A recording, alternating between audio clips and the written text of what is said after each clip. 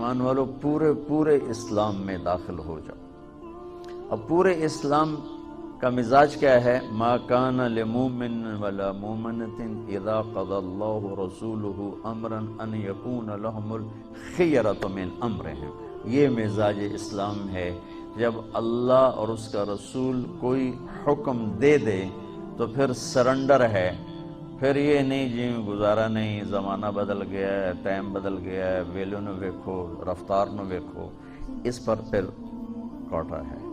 جب اللہ کہہ چکا ہے سود منع ہے، تو اب کوئی لاجک نہیں چلے گی۔ جب اللہ کے رسول نے کہا کہ میں نے سود کو اپنے قدموں کے نیچے دفن کر دیا، حجۃ الوداع، آخری حج کا آخری خطبہ، کہ میں سود کو اپنے قدموں تلے دفن کر رہا ہوں، سب سے پہلے اپنے چچا عباس کا سود ختم کرتا ہوں۔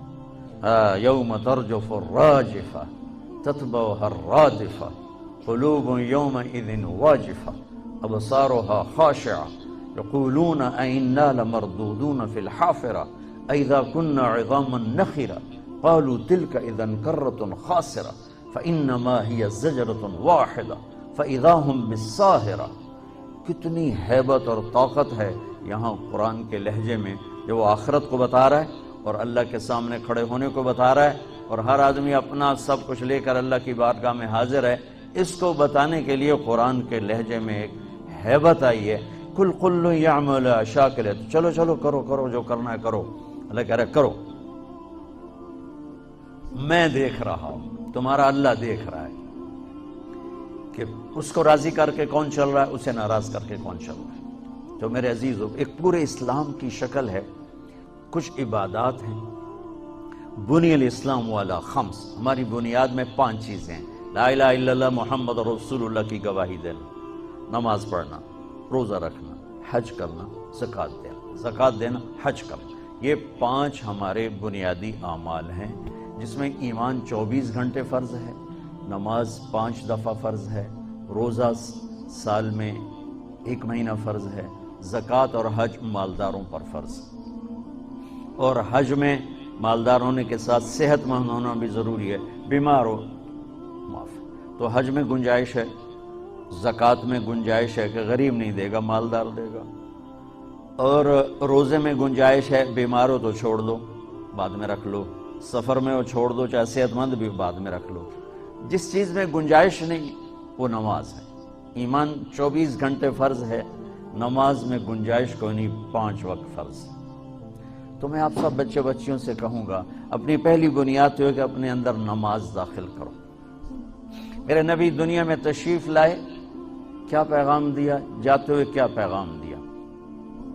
پہلا ہو، ورنہ انسان اور جانور میں کوئی فرق نہیں، بلکہ اللہ کہتا بل ہم اضل، یہ جانوروں سے بدتر ہیں، چونکہ جانور تو اللہ کو منت ہے، اللہ کی تسبیح پڑھتا ہے، اللہ کو یاد کرتا ہے، اور انسان ہو کر اذان کی آواز سنتا ہے اور بیٹھا ہوتا ہے۔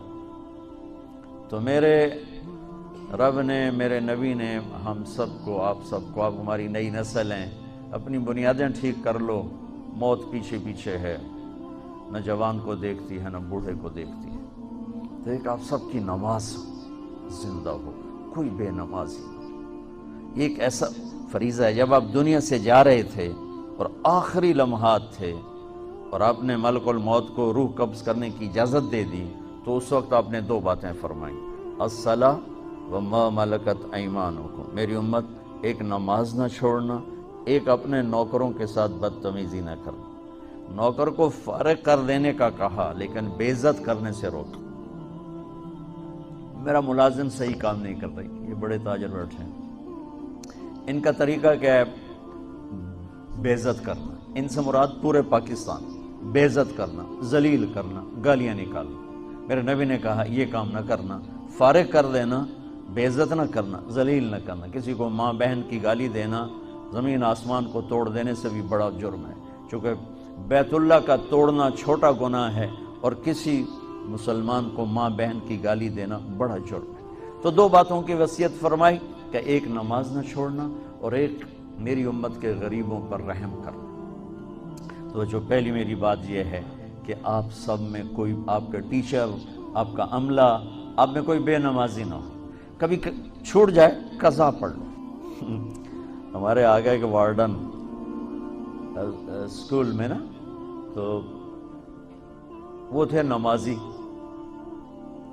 اور تھے بھی بڑے سخت. میں نے ان سے بڑی مار کھائی ہوئی. تو وہ نماز انہوں نے کمپلسری کر دی، اور جو نہیں آتا تو اس کی پٹائی ہوتی تھی. تو اب لڑکوں میں نماز کا شوق تو تھا نہیں، ذہن بنا کے کام کرایا جاتا ہے. ڈنڈے سے تھوڑا انسان کام کرو تو کھوتا ہے، جو ڈنڈے نال چلتا ہے بندہ تو سوٹے نال نہیں چلتا. تو عشاء کی نماز ہو رہی تھی اور میں بالکل آخری صف میں کھڑا تھا. سردیاں تھیں. تو میرا روم میٹ بھی تھا، اللہ اس کی بخشش فرمائے، فوت ہو گیا ادھر مرید کے کا، اچھے ذمہ دار فیملی کا تھا، جاوید نذیر. اور میرے ساتھ ہی اس کا بیڈ تھا. تو اس نے میرے ساتھ آ کے نماز کی نیت باندھی. ہمارے وارڈن کا نام تھا طالب حسین، یاد ہے طالب. اب اس نے اونچی آواز میں نماز کی نیت شروع کی، 4 رکعت نماز فرض عشاء واسطے طالب حسین دے اللہ اکبر. اب میں بھی تو واسطے طالب حسین تھا. میں نماز میں کھڑا ہوا، میں نماز میں نے کہا ایک ہی کیتا ہی. وہ کہتا ہے اسی طرح میں طالب حسین دی پڑھدا پیا، میں کڑا اللہ دی پڑھدا پیا. اللہ اکبر. رکوع.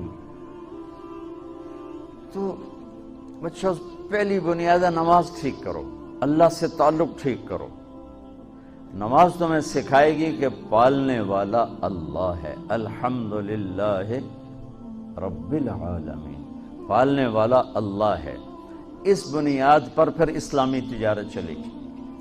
جن بنیادوں پر آپ کو پڑھایا جا رہا ہے، ان بنیادوں پہ اسلام کی تجارت آ ہی نہیں سکتی. اسلام سود کو روکتا ہے. آپ سب سود پڑھتے ہو یا آپ کے استاد آپ کو سود پڑھاتے ہیں، تو میں اسلامی بین کہاں سے بجاؤں، اسلامی بنسری میں کہاں سے بجاؤں؟ پہلی بنیادی غلط ہے. تو میں اس میں کیا کروں؟ مردہ لا کے سامنے رکھ دو جی روح پا دو تو رب دا ہی کام ہے، میرا کام تو نہیں. میرے تو ساری تجارت مردہ ہو چکی ہے کہ اس کی بے سود ہے، اس کے بعد جھوٹ ہے، اس کے بعد ہیرا پھیری ہے. تاجر ہمارا دھوکے باز ہے، جھوٹا ہے. اور اسلامی تجارت سود سے ہٹ کر پھر اس کی 2 بنیادیں بچوں، ایک سچائی، ایک امانت داری. ایک سچائی، ایک دیانت داری. لیکن میرے دیس کا تاجر نہ سچ بولتا ہے نہ دیانت داری سے کام کرتا ہے. تم سب انہی کے پاس جا کے نوکریاں کرو گے، تم کہاں سے سچ بولو گے یا تم کہاں سے دیانت داری سے چلو گے؟ اسلام پہلے اللہ کو رب مانتا ہے. مسلمان اللہ کو رب مانتا ہے. وَفِي السَّمَاءِ رِزْقُكُمْ، میرا رزق آسمان میں ہے. پہلے وہ اپنا یقین ٹھیک کرتا ہے کہ دینے والا اللہ ہے، کاروبار نہیں، زمین نہیں، دکان نہیں، دینے والا اللہ ہے. رب السماوات والارض، زمین آسمان کا رب اللہ ہے.